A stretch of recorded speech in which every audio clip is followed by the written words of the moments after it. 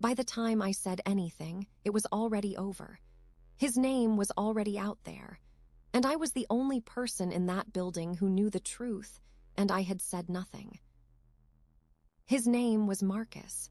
We'd been together 4 years at that point, long enough that I knew which side of the bed he needed, long enough that I knew the sound of his breathing when something was wrong before he even opened his mouth. We worked at the same company, different departments, which we always thought was the smart choice. Keep the relationship out of it. Keep things clean. We were careful. We never arrived together, never left together. Most people at the office didn't even know we were a couple, which was exactly how we wanted it. The accusation came on a Thursday. I remember because I had a lunch meeting I'd been dreading all week, and when I came back from it, there was a kind of stillness on our floor that didn't belong there. The kind of quiet that means something has already happened and everyone already knows except you. A woman named Priya, she worked in procurement, 2 rows over from Marcus's department, had filed a formal complaint. She said Marcus had sent her a series of inappropriate messages from an internal account. Controlling, threatening.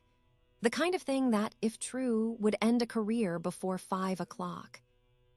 I found out the way everyone else did. Our manager sent a department-wide note saying there was an ongoing HR matter and that staff should refrain from speculation. Except speculation was already everywhere. People talked in low voices near the coffee station. A few people said they weren't surprised, which stunned me because they didn't know Marcus, not really. They knew the version of him they'd constructed from a desk away.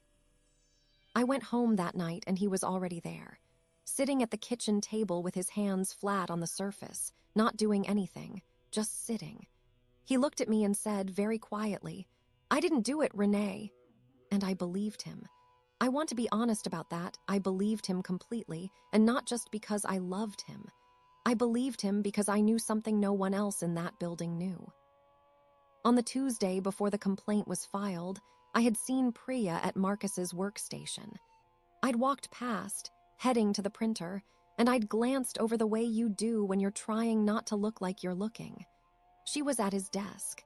He wasn't there. He'd been in a meeting I knew about because he'd texted me from it. She was at his screen. And I remember thinking it was odd, just for a second. And then I filed it away and kept walking because it wasn't my business, and I didn't want to be the kind of person who noticed things like that and made them into something. That was my mistake, not what I did. What I didn't do right then in that moment before any of this had a shape. HR moved fast.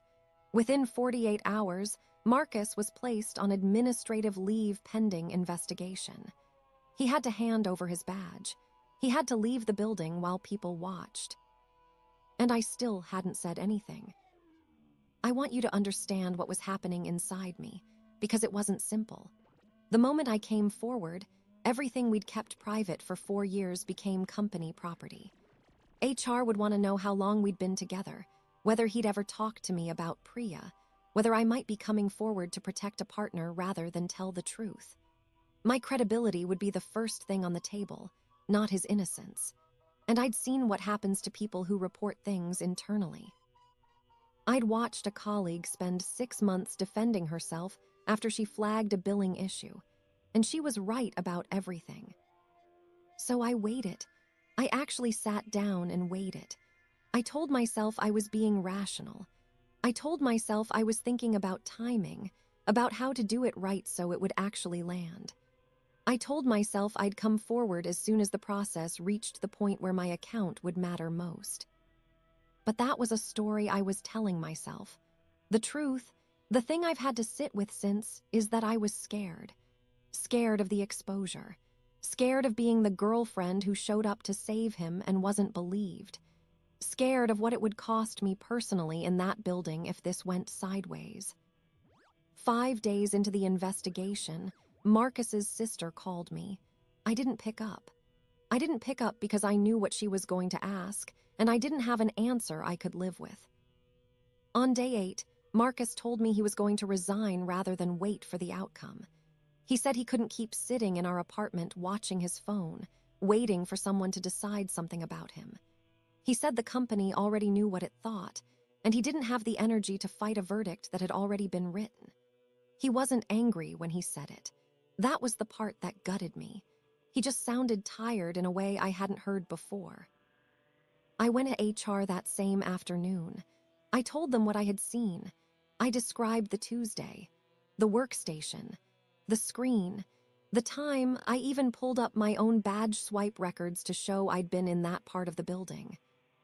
They thanked me. They said they would note it. They said the investigation was ongoing.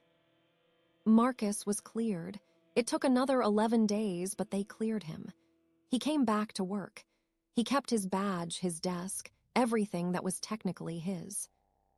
But the 11 days had happened. People had formed their picture of him in those 11 days, and a lot of them didn't revise it when the outcome came through.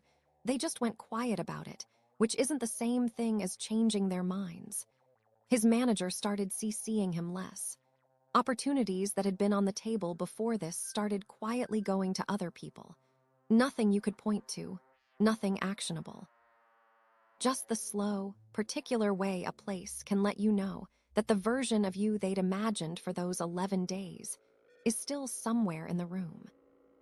He never asked me why it took so long for me to come forward, and I've never told him. I've thought about it. I've rehearsed versions of the conversation in my head more times than I can count.